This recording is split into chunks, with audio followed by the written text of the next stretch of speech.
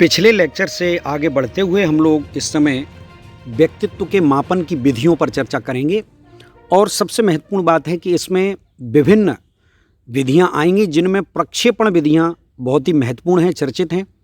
अन्य नाम भी आपको मिलेंगे और इस एरिया से बहुत ही महत्वपूर्ण प्रश्न अनेक परीक्षाओं में पूछे गए हैं। तो आइए चर्चा करते हैं। सबसे पहले हमें ये ट्री देखना है कि विभिन्न विधियों को किन किन एरिया में बांटा गया है, फिर हम पर्टिकुलर उस वैज्ञानिक का नाम और उस विधि की विशेषता इस पर चर्चा करेंगे। आराम से स्मरण में लेना है, रटने की कोशिश नहीं करनी है, बस जो महत्वपूर्ण नाम है और उस विधि के जो महत्वपूर्ण अंक हैं, उसमें कोई ऐसे कार्ड्स की संख्या है, उसका पूरा नाम है, किसने दिया है, ये अपन को स्मरण में जरूर रखना चाहिए। तो व्यक्तित्व को मापने के लिए बहुत सारे साधन हैं, मेजरमेंट ऑफ पर्सनैलिटी, जिनको कुछ भागों में हम बांट के समझ सकते हैं।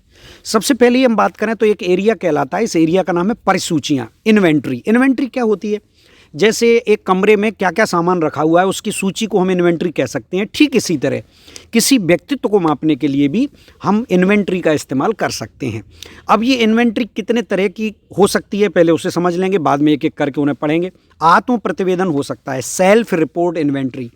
दूसरा हो सकता है मिनेसोटा नाम से एक बहुपक्षीय व्यक्तित्व की इन्वेंट्री सूची होती है, जिससे हम व्यक्तित्व का पता लगा सकते हैं। आइजेनिक ने भी इन्वेंट्री दी है, उसे क्वेश्चन आवर के नाम से यानी प्रश्नावली के नाम से जानते हैं। इसने ये कहा, इस व्यक्तित्व ने, इस वैज्ञानिक ने, कि हम किसी की पर्सनैलिटी के संबंध में एक क्वेश्चन आवर प्रश्नावली तैयार करके और उससे जो करवाएंगे टिक, उससे हमें उसके व्यक्तित्व का अनुमान हो जाएगा। और बहुत ही चर्चित नाम है बेल की अनुकूलन परसूची। ये एडजस्टमेंट कितना है व्यक्ति के अंदर, इसका पता लगाने के लिए इस्तेमाल होती है। आलपोर्ट की एक सूची है प्रभुत्व अधीनस्थ संबंधी प्रतिक्रिया का अध्ययन। इससे क्या पता लगता है कि किस व्यक्ति में स्वतंत्र निर्णय लेने की क्षमता है और किस व्यक्ति में अधीन रहने का गुण है। और एक बहुत ही चर्चित है कैटल 16 व्यक्तित्व कारक प्रश्नावली, जिसे कैटल 16 PF क्वेश्चन आवर के नाम से जाना जाता है। कई बार पूछा हुआ क्वेश्चन है। तो ये 6 एरिया जो है हमें यहाँ मिलते हैं।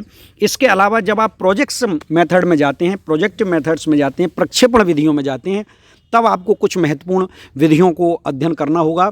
ये प्रोजेक्टिव मेथड में क्या है, प्रोजेक्शन है क्या? जब हम किसी छवि को देखकर अपने मन का कोई भाव व्यक्त करते हैं तो उसे हम प्रोजेक्शन के नाम से जानते हैं। इसमें जो सबसे चर्चित है वो है हरमन रोसा का स्याही धब्बा परीक्षण। रोसार का इंक ब्लॉट टेस्ट नाम से जानते हैं, जिसका चित्र यहाँ छपा हुआ है। प्रासंगिक अंतर्बोध परीक्षण भी होता है, टैट, थैमेटिक एपरसेप्शन टेस्ट, टैट के नाम से जाना जाता है इसको। शब्द साचर परीक्षण होता है, जिसे वर्ड एसोसिएशन टेस्ट के नाम से जाना जाता है। वाक्य पूर्ति परीक्षण होता है, जिसे सेंटेंस कंप्लीशन के नाम से जाना जाता है। तो ये हमारी प्रक्षेपण टेक्निक है, प्रक्षेपी विधियां हैं जो व्यक्तित्व का प्रक्षेपण के माध्यम से पता लगाती हैं। तीसरा जो इलाका है वो आता है अवलोकन विधियों का, जिन्हें हम ऑब्जर्वेशनल मेथड्स के नाम से जानते हैं। इसमें आप साक्षात्कार किसी का कर सकते हैं, इंटरव्यू, आत्मकथा, ऑटोबायोग्राफी उसकी पढ़ सकते हैं, रेटिंग स्केल उसे दे सकते हैं, किस ग्रेड का है व्यक्ति, व्यक्तित्व अध्ययन केस स्टडी कर सकते हैं। और बहुत ही एक चर्चित नाम है पोर्टफोलियो, उस व्यक्ति के बारे में एक संपूर्ण आपके पास एक पूरा डायग्राम है, पूरा उस व्यक्ति का आकलन है, उसको हम पोर्टफोलियो के नाम से जानते हैं। और चौथा जो एरिया है उसे हम सिचुएशनल टेस्ट या स्थिति परक परीक्षण के नाम से जानते हैं, जैसे समाजमिति और मनोदशा, सोशियोमेट्री और मनोदशा किस तरह की, साइकोड्रामा कहते हैं। तो कुल मिला के इन 4 इलाकों की बात करनी है और हर इलाके में कुछ कुछ विधियों के नाम आपको बताए गए हैं। 4 इलाके, पहले इलाके में हम लोग प्रवेश कर रहे हैं और उस पहले इलाके का नाम है परिसूचियाँ या इन्वेंट्री। परिसूचियों के माध्यम से किसी व्यक्तित्व के आकलन को किस तरह दिया जाता है, रूपाकार, वो हमें देखने की बात है। तो पहला बिंदु है आत्म प्रतिवेदन परिसूची, इसे सेल्फ रिपोर्ट इन्वेंट्री के नाम से जाना जाता है। सर्वप्रथम इस परिसूची का निर्माण वुडवर्थ ने किया 1919 में, और लेकिन इसको उन्होंने नाम दिया था पर्सनल डेटा सीट। व्यक्तित्व परिसूची बहुत कुछ प्रश्नावली से मिलती जुलती होती है। इस विधि से व्यक्ति के व्यक्तित्व और व्यवहार के बारे में सूचना एकत्र करना आत्म प्रतिवेदन परिसूची कहलाती है। और आत्म प्रतिवेदन शब्द का क्या मतलब है कि अपने बारे में व्यक्ति खुद उसमें बताएगा, टिक करेगा, अपने क्या मुझे पसंद है, क्या नहीं है, किस तरह की मेरी सोच है, वो उस पर टिक करता हुआ आगे बढ़ेगा। इसे हम इन्वेंट्री, आत्म प्रतिवेदन या सेल्फ रिपोर्ट इन्वेंट्री के नाम से जानते हैं। दूसरा जो इसी एरिया में यानी परिसूचियों में हमें मिलता है वो मिलती है मिनेसोटा बहुपक्षीय व्यक्तित्व सूची। ये पर्सनैलिटी इन्वेंट्री है। हाथवे और मैकले नाम के जो विद्वान हुए, उन्होंने मनोरोगियों के निदान के लिए, पहचान के लिए इसका उपयोग किया था। यह परीक्षण बहुत प्रभावी पाया गया। बाद में इसको रिवाइज्ड किया गया, जिसका नाम हुआ MMPI-2 मिनेसोटा मल्टीफेजिक पर्सनैलिटी इन्वेंट्री। इसमें 567 कथन थे और प्रत्येक कथन के लिए सही गलत का निर्णय लेना होगा और इन सही गलत के निर्णय के आधार पर व्यक्ति का आकलन हो जाता है। इसमें 10 स्केल पाई जाती हैं, यानी किन किन व्यक्तियों का अनुमान लगाया जा सकता है उस इन्वेंट्री, उन प्रश्नों के जरिए। वे 567 प्रश्न हमें ये बता देंगे कहीं किसी व्यक्ति को स्वकाय दुश्चिंता तो नहीं है, यानी वो ऐसा सोचता रहता है कि मुझे कुछ बीमारी है, डिप्रेशन में तो नहीं है, हिस्टीरिया के दौरे तो नहीं आते, मनोविकृति तो नहीं है, पुरुषत्व और स्त्रीत्व के बारे में क्या सोच है उसकी, कहीं उसे पैरानोइया तो नहीं है, व्यामोह में पड़ जाना, पागल जैसा हो जाना, मन में कोई दुर्बलता तो नहीं है, मनोदौर्बल्य, मनोविदलता, सीजोफ्रेनिया तो नहीं हो गया है, एकदम बिल्कुल पूरी तरह से सीज हो जाता है, उन्माद तो नहीं है, मैनिया तो नहीं है, सामाजिक अंतर्मुखता यानी सोशल इंट्रोवर्जन तो नहीं है। तो ये 10 तरह के पैरामीटर्स हमें मिलते हैं जो उन 567 प्रश्नों के माध्यम से पता लगाया जा सकता है। इसी इन्वेंट्री एरिया में हमें तीसरा जो मिलता है इन्वेंट्री, वो है आइजेनिक की व्यक्तित्व प्रश्नावली। Very very important. आइजेनिक जो कि एक बहुत बड़े समाज विज्ञानी, व्यक्तित्व विज्ञानी है, हम लोग पढ़ के आए आइजेनिक का सिद्धांत। इन्होंने क्वेश्चन तैयार किया, क्वेश्चन यानी एक प्रश्नावली तैयार की। इसमें 2 डायमेंशन मुख्य रूप से थे, अंतर्मुखता, बहिर्मुखता। शब्द याद कर लीजिए, इंट्रोवर्जन, एक्सट्रोवर्जन, ये आ जाए तो आपको हमेशा आइजेनिक निशान लगाना है, इंट्रोवर्जन, एक्सट्रोवर्जन।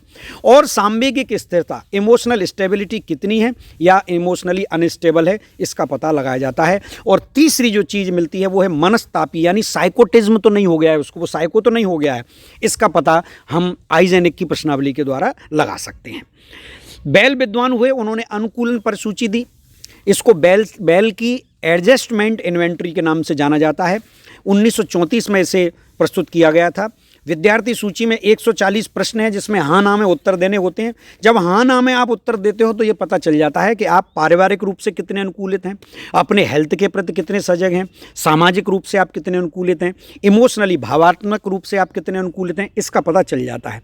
और इन चारों एरिया को मापने के लिए 35 एकांश यानी 35 एरिया आपको क्राइटेरिया मिलेंगे। उन आइटम्स के जरिए आप बहुत ही भरोसेमंद तरीके से ये पता लगा सकते हैं। तो अनुकूलन के क्षेत्र में व्यक्तित्व का पता लगाने के लिए किस वैज्ञानिक की अनुसूची का इस्तेमाल किया जाता है, तो उसका उत्तर होगा बेल की अनुसूची।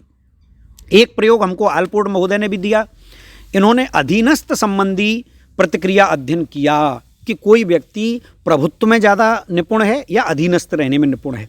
1928 में आलपोर्ट ने इसको 2 रूप में दिया, एक पुरुषों के लिए बनाया, दूसरा औरतों के लिए। इसका उद्देश्य था कि आप लीडरशिप खोज सकते हैं क्या। इसमें यह देखा कि 41 जो आइटम्स थे वो पुरुषों के लिए थे और 49 आइटम्स जो है वो औरतों के लिए थे। भाग लेने वाले को एक उत्तर चुनना है। कुछ अंकों से पता लगता था कि परीक्षार्थी में प्रभुत्व यानी कि लीडरशिप की क्वालिटी है या अधीनता की, यानी वो केवल ऑर्डर मानने के लिए बना है या लीडरशिप करने के लिए बना है, इसका पता लग जाता था। कैटल 16 बड़ी चर्चित है। कैटल 16 व्यक्तित्व कारण प्रश्नावली के नाम से, PF इन्वेंट्री के नाम से जाना जाता है। इस परीक्षण का निर्माण कैटल ने किया। फैक्टर एनालिसिस क्वेश्चन आया हुआ है कि कैटल की 16 जो है वो क्या है, कारक विश्लेषण है। इसके माध्यम से 17 वर्ष से अधिक आयु वाले व्यक्तियों के 16 शील गुणों का मापन किया जाता है। किससे किया जाता है? कैटल 16 से। और बाइपोलर यानी एक से दूसरे की तरफ झुकने वाले गुण पाए जाते हैं। दूसरा एरिया है वो है प्रक्षेपी विधियों का, जिसका अध्ययन हम अगले लेक्चर में करेंगे। तब तक इसका अभ्यास कीजिए।